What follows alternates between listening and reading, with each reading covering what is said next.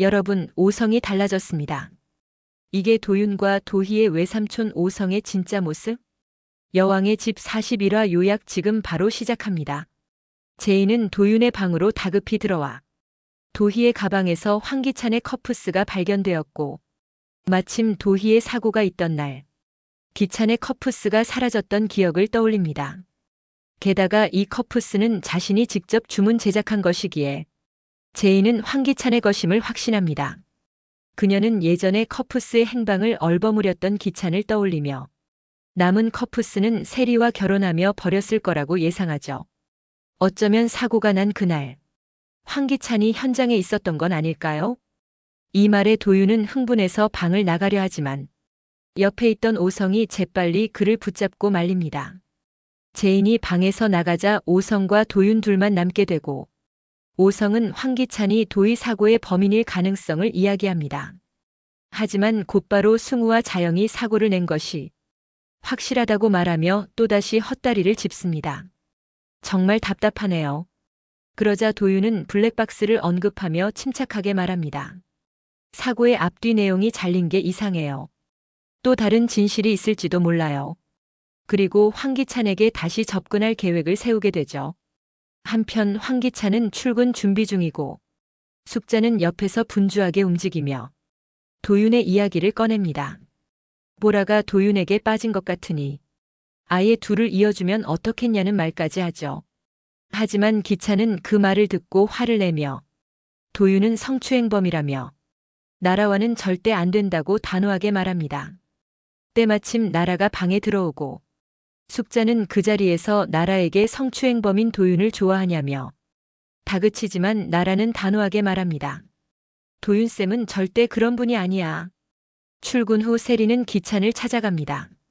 합성된 웨딩 사진을 보낸 사람이 자신의 이모라고 밝히며 셋이 함께 대화를 나누죠. 이모는 돈 때문에 그랬다고 사과하며 사주한 사람이 젊은 남자였다고 말합니다. 그 말을 들은 세리는 도윤의 사진을 들이밀고 이모는 사진을 보자마자 이 사람이 맞다고 거짓 증언을 합니다. 알고 보니 세리와 이모가 짜고 입을 맞춘 것. 세리는 매달 돈을 보내주겠다며 이모의 입단속까지 시킵니다. 정말 이런 거짓말과 조작에는 도 같은 강세리.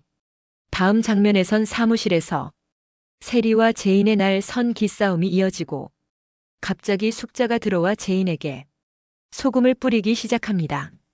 제인이 황당해하며 뭐 하는 짓이냐고 따져도 숙자는 아랑곳하지 않죠. 그때 승우가 등장해 숙자를 제지하고 고모 미란까지 사무실에 들어옵니다. 제인과 단둘이 남은 미란은 입을 엽니다. 이런 꼴 보이려고 다시 입사한 거야? 너만 없었어도 이런 소동도 없었을 텐데. 고모라는 사람이 어떻게 이런 말을 할 수 있을까요? 볼수록 사람을 열받게 만드는 강미란. 한편 윤희는 도희의 사진을 바라보며 깊은 슬픔에 빠져 있다가 갑자기 결심한 듯 집을 나섭니다. 향한 곳은 다름 아닌 YL그룹. 회장실로 향하던 중 마침 황기찬과 마주치고 윤희는 기찬의 멱살을 잡으며 외칩니다. 내 딸 살려내. 그러나 기찬은 표정 하나 변하지 않고 윤희를 뿌리치며 자리를 떠나버리죠. 윤희를 진정시키기 위해 미라는 그녀를 사무실로 데려가고 물을 건네며 도희의 명복을 빕니다. 그러자 윤희는 갑자기 그 물을 미란에게 뿌립니다.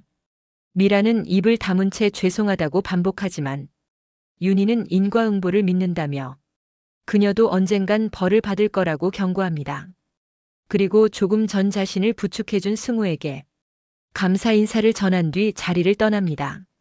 퇴근 시간이 지나고 미라는 승우와 저녁 식사를 하려 하지만 승우는 무표정하게 앉아 있습니다. 낮의 사건으로 충격을 받은 듯 보이는 승우. 잠시 생각에 잠기더니 입을 엽니다. 고모, 저 낳아준 분이 누군지 아세요? 당황한 미라는 이유를 묻고 승우는 그저 알고 싶다고 말하죠. 미라는 잘 모르지만 알아봐 주겠다고 대답합니다. 다음 날 제인은 신분을 위장하고 회장실에 몰래 잠입해 황기찬의 노트북을 뒤지기 시작합니다. 하지만 특별한 증거는 찾지 못하고 그대로 철수하게 되죠. 알고 보니 진짜 중요한 노트북은 기찬이 항상 들고 다니며 집에서 따로 업무를 보고 있었던 겁니다.